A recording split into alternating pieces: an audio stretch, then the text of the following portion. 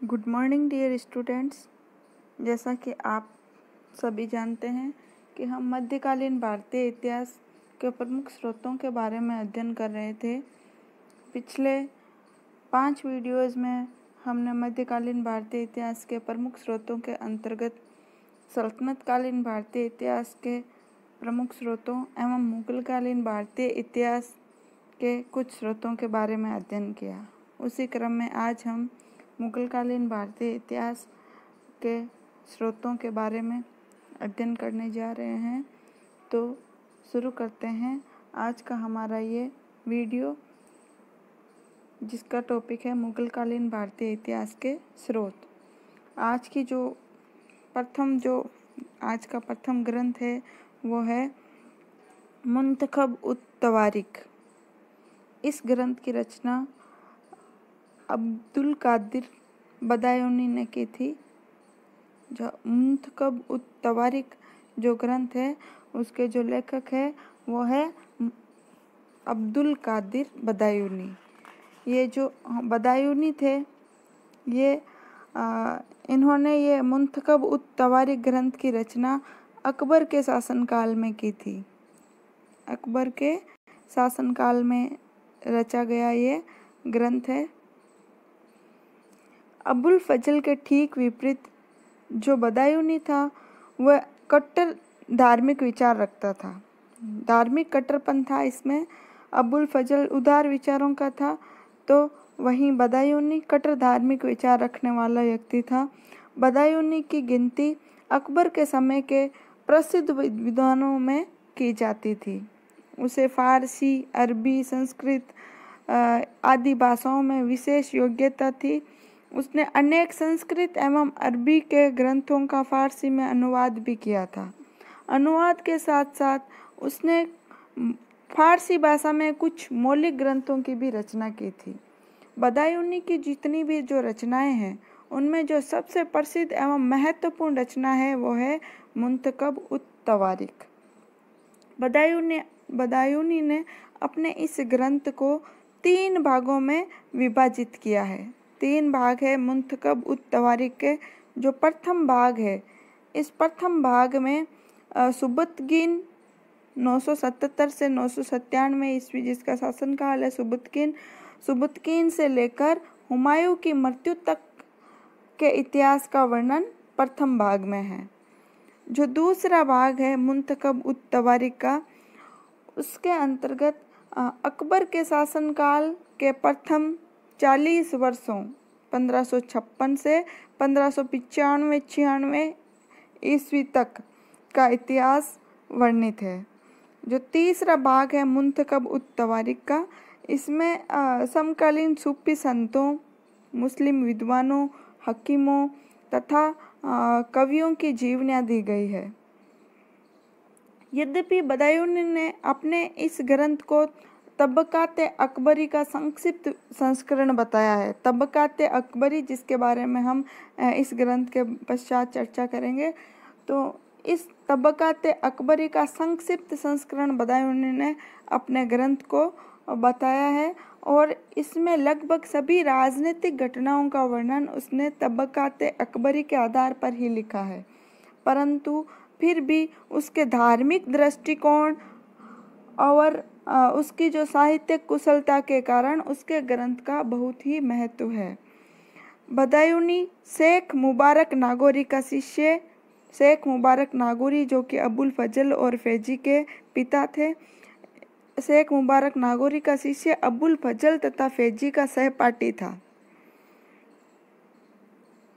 वह शेख मुबारक नागौरी के उदार धार्मिक विचारों से शुरुआत में बड़ा प्रभावित था, लेकिन जब अबुल फजल तथा फैजी को धीरे धीरे अकबर के दरबार में उन्नति मिलनी शुरू हो गई, तो उससे बदायूनी दरबारी वातावरण से पूरी तरह से असंतुष्ट हो गया। वह अबुल फजल से ईर्ष्या करने लगा और उसको चापलूस बताकर उसकी घोर निंदा करने लगा। यद्यपि प्रारंभ में उसने स्वयं दरबार में अकबर की चापलूसी करने में कोई कसर नहीं रखी थी। बदायूनी ने भी अबुल फजल की तरह जैसा कि उसने अबुल फजल को चापलूस बताया, तो बदायूनी ने भी अकबर की चापलूसी करने में कोई कसर नहीं रखी थी।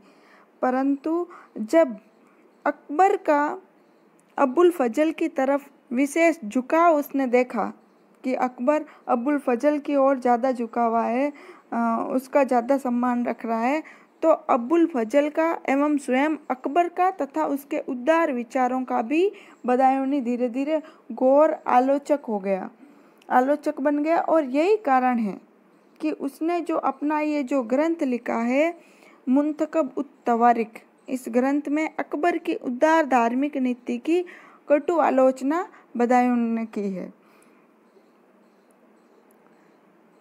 चूंकि बदायूनी का जो मूल उद्देश्य था वो अकबर की उदार धार्मिक नीति के परिणाम स्वरूप इस्लाम के काल्पनिक पतन का चित्र प्रस्तुत करना था, तो उसने क्या किया, सुन्नी धर्म के दृष्टिकोण को भली भांति अपने इस ग्रंथ में प्रस्तुत किया है और अकबर की उदार नीतियों की कटु आलोचना की है।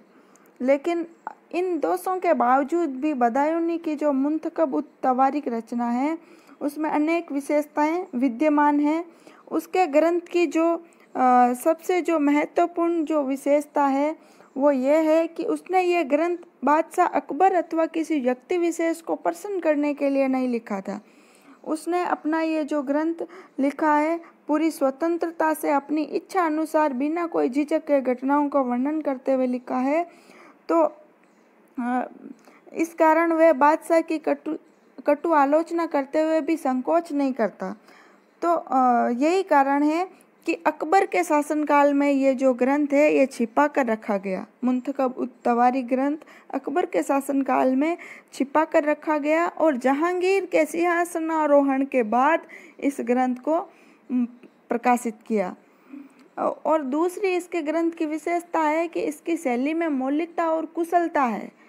थोड़े से शब्दों में ही वह प्रभाव उत्पन्न कर दिया उसने, जो संभवतः विस्तृत विवरण से भी नहीं हो सकता था, किंतु फिर भी उसके ग्रंथ का उपयोग करते समय बहुत ही सावधानी एवं सतर्कता की आवश्यकता है, क्योंकि उसका जो उद्देश्य हो गया था अकबर की जो उदार धार्मिक नीतियों की कटु आलोचना करना ही उद्देश्य हो चुका था। तो जरूरी नहीं है कि उसने जो लिखा है पूर्णतः सत्य लिखा है। तो इस ग्रंथ को इतिहास के स्रोत के रूप में लेते हुए हमें बहुत सावधानी एवं सतर्कता की आवश्यकता है। नेक्स्ट जो ग्रंथ है वो है तबकात ए अकबरी। इस ग्रंथ के लेखक है ख्वाजा निजामुद्दीन अहमद। ये जो ख्वाजा निजामुद्दीन अहमद है, इन्होंने अपने इस ग्रंथ की रचना अकबर के शासनकाल में की थी। और ये जो निजामुद्दीन अहमद थे ये अकबर के समय मीर बख्शी सेना में उच्च पद होता था। मीर बख्शी सेना प्रमुख के समान होता था मीर बख्शी। तो ये अकबर के समय मीर बख्शी थे, उच्च कोटि के सैनिक थे और इसकी मृत्यु 45 वर्ष की अवस्था में नवंबर 1594 ईस्वी में हो गई। इनका ये जो ग्रंथ है तबकात ए अकबरी, इसको निजामुद्दीन ने 9 खंडों में विभाजित किया है। इस ग्रंथ के प्रस्तावना के अंतर्गत उसने गजनवियों के इतिहास का वर्णन किया है। इसका जो प्रथम खंड है उस प्रथम खंड में 981 ईस्वी से लेकर 1594 ईस्वी तक दिल्ली सुल्तानों तथा मुगल बादशाहों का इतिहास लिखा है। जो अन्य जो खंड है प्रथम खंड के अलावा जो अन्य 9 खंड है उन खंडों में दक्षिण गुजरात, मालवा, बंगाल, जौनपुर, कश्मीर, सिंध तथा मुल्तान के सुल्तानों का इतिहास निजामुद्दीन अहमद ने लिखा है।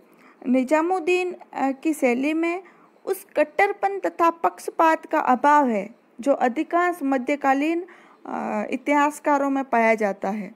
उदाहरण के तौर पर उसने राणा सांगा की प्रशंसा करते हुए लिखा कि राणा सांगा ने मालवा के सुल्तान महमूद खिलजी को पराजित करने के पश्चात उसका जो राज्य है उसको वापस लौटा दिया। यद्यपि गुजरात के सुल्तान मुजफ्फर ने भी महमूद खिलजी की सहायता की थी, किंतु निजामुद्दीन अहमद ने राणा सांगा की उदारता एवं पौरुष को सुल्तान मुजफ्फर की उदारता से कहीं अधिक महत्वपूर्ण बताया तथा उसकी राणा सांगा की निजामुद्दीन ने काफ़ी प्रशंसा की है। तो उसमें वो धार्मिक कट्टरपन का अभाव है।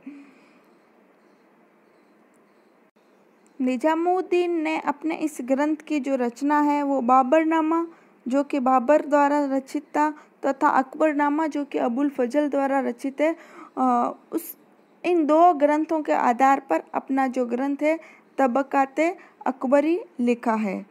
किंतु बाबर के जीवन काल की एक अत्यंत ही महत्वपूर्ण घटना के लिए तबकाते अकबरी का बहुत ही महत्व है। इस घटना की जो जानकारी है, इस घटना की जानकारी निजामुद्दीन अहमद को अपने पिता मोहम्मद मुकीम, इनके पिता का नाम था मोहम्मद मुकीम, इस घटना की जानकारी इनको अपने पिताजी से हुई थी, जिसके अनुसार जो निजामुद्दीन खलीफा थे, निजामुद्दीन खलीफा ने बाबर की मृत्यु के बाद हुमायूं के स्थान पर मेहंदी ख्वाजा जो कि बाबर का बेनोई था को मुगल सिंहासन पर बिठाने की योजना बनाई थी। अर्थात बाबर की जब मृत्यु हो जाती है तो हुमायूं की जगह मेहंदी ख्वाजा को मुगल सिंहासन बिठाने की योजना निजामुद्दीन खलीफा ने बनाई थी। किंतु बाद में खलीफा ने अपना विचार है बदल लिया और इस षड्यंत्र की समाप्ति निजामुद्दीन अहमद के पिता मोहम्मद मुकीम द्वारा किए गए प्रयासों के फलस्वरूप हुई थी। तो निजामुद्दीन ने तो अबुल फजल की भांति अकबर के प्रति पक्षपात दिखाया है, पक्षपात का प्रयोग किया है और न ही बदायूनी की भांति बादशाह की कटु आलोचना की है, बल्कि यह एक निष्पक्ष इतिहासकार के रूप में लिखा गया है। तबकाते अकबरी की समीक्षा करते हुए प्रसिद्ध इतिहासकार डाउनसन ने कहा है कि भारत के इतिहासों में यह ग्रंथ सबसे अधिक विख्यात है। कौन सा? तबकाते अकबरी। यह नवीन ढंग से लिखा गया है, इसमें केवल भारत का ही वर्णन है, एशिया के अन्य देशों का वर्णन नहीं किया गया है।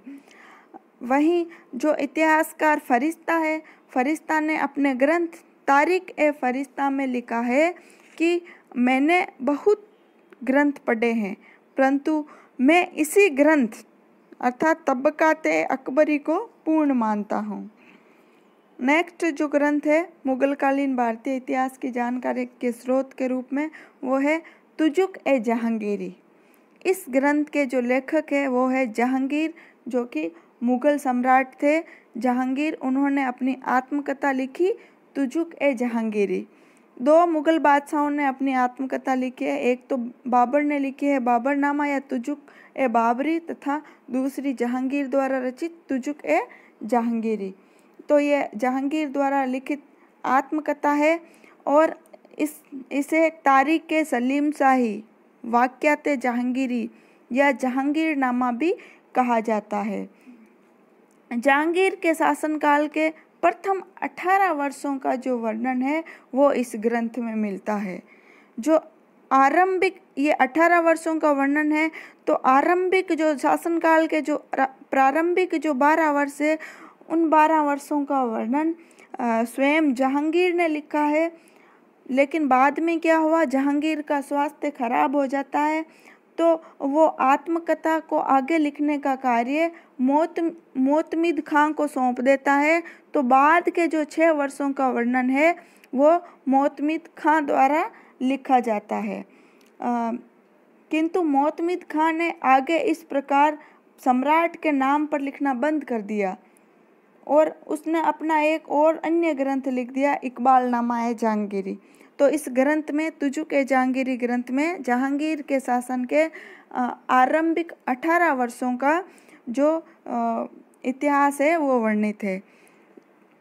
तुजुक ए जहांगीरी से जहांगीर के शासनकाल की प्रमुख राजनीतिक घटनाओं, तत्कालीन भारत की सामाजिक भौगोलिक स्थिति इत्यादि के बारे में विस्तृत जानकारी प्राप्त होती है।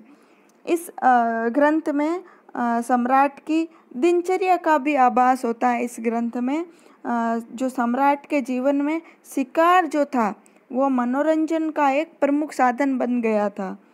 और जब वह कूच पर होता था तो शिकार की गतिविधि अधिक हो जाती थी। समय समय पर विशेष समारोह, उत्सव आदि पर सम्राट अपने कृपा पात्रों को जो मनसब, खिल्लत, इनाम वगैरह देता था, तो इसकी जानकारी भी हमें तुजुक-ए-जहांगीरी ग्रंथ से मिल जाती है। जहांगीर चूंकि प्रकृति प्रेमी था, तो उसने क्या किया, भारत के विभिन्न क्षेत्रों के प्राकृतिक सौंदर्य का विशद वर्णन किया है। और उसने यहाँ के वृक्षों, फूलों, फलों आदि का भी बड़ा सुंदर वर्णन अपने ग्रंथ तुजुक-ए-जहांगीरी में किया है। जहांगीर की अवलोकन क्षमता थी, जो किसी भी चीज़ को अवलोकन करने की क्षमता थी, वो बड़ी अच्छी थी। उसने विभिन्न पशु पक्षियों की छोटी छोटी आदतों का भी बड़ा सूक्ष्म विवेचन अपने इस ग्रंथ में किया है। इस ग्रंथ में जहांगीर ने प्राकृतिक प्रकोपों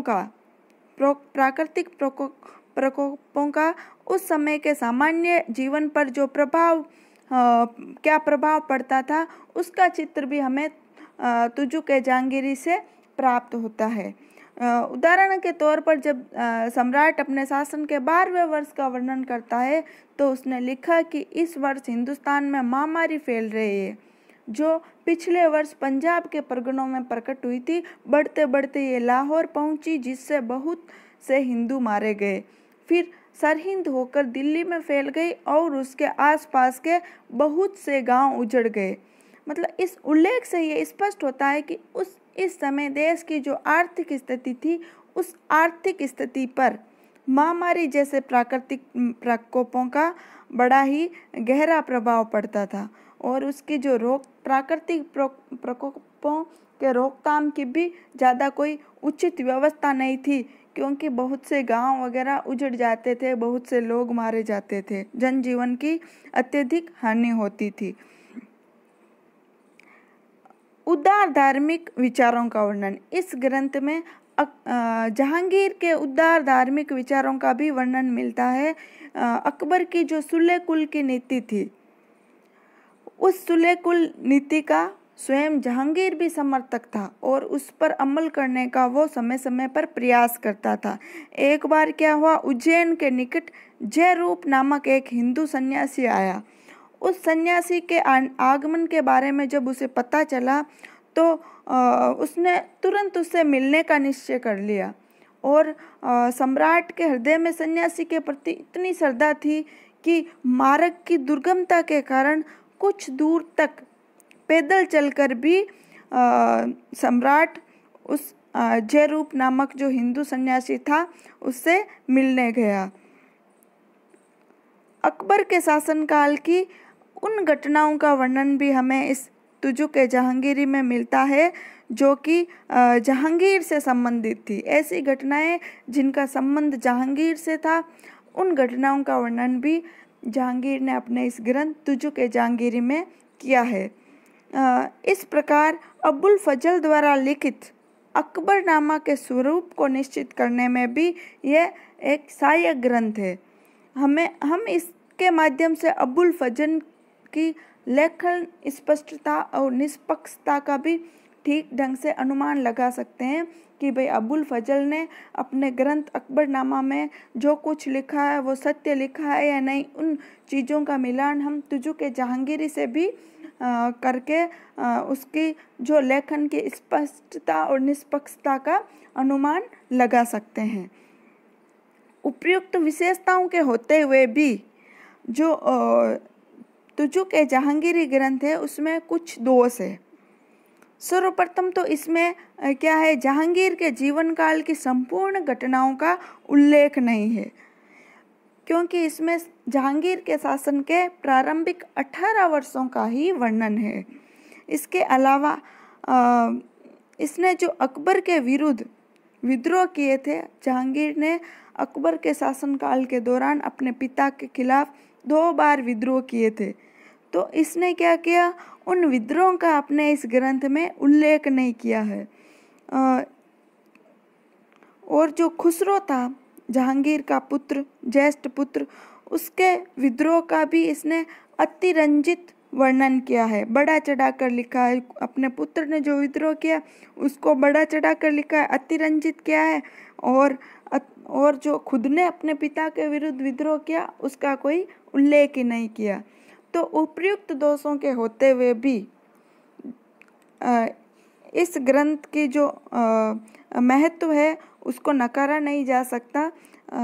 जो श्रीमती बेवरिज है इतिहासकार, उन्होंने लिखा कि इसमें 17वीं शताब्दी में भारत के आरंभिक 2 दशकों का स्पष्ट और मार्मिक वर्णन किया गया है।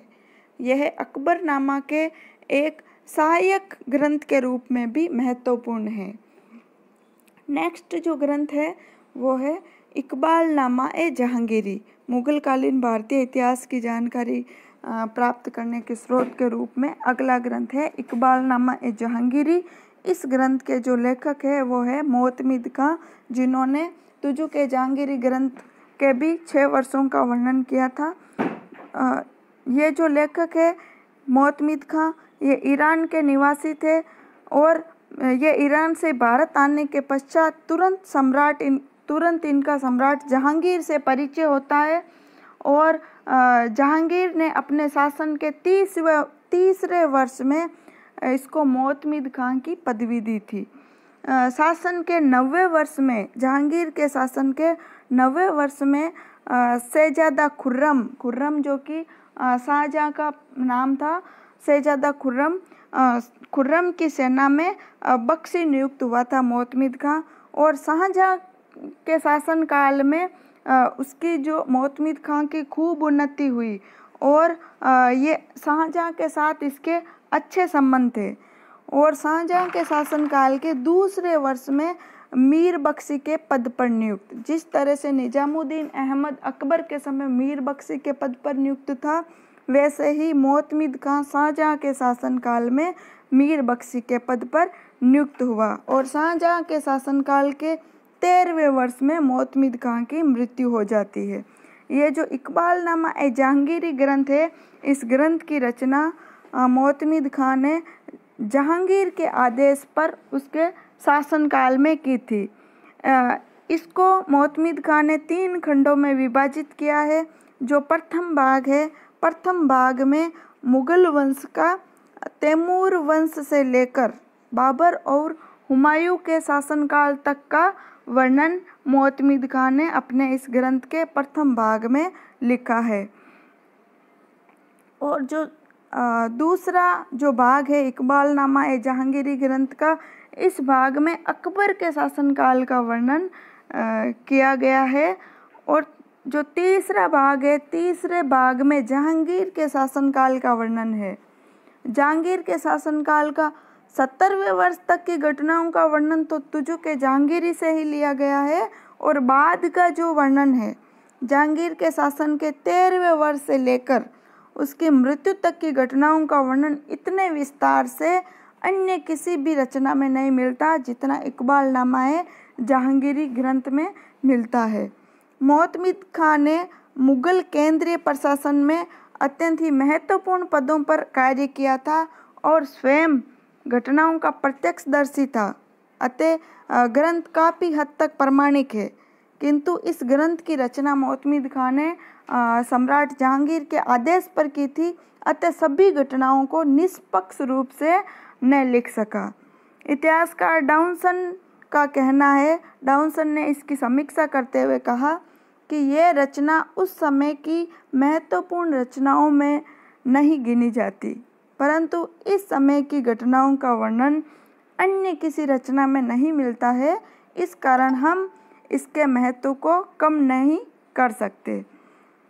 तो विद्यार्थियों, आज हमने मुगलकालीन भारतीय इतिहास की जानकारी प्राप्त करने के कुछ प्रमुख ग्रंथों, जिनमें मुंतखब उत तवारीख, तबकात ए अकबरी, तुजुक ए जहांगीरी और इकबालनामा ए जहांगीरी नामक इन ग्रंथों के बारे में विस्तार पूर्वक अध्ययन किया। तो आज का हमारा ये वीडियो यहीं समाप्त करते हैं। धन्यवाद।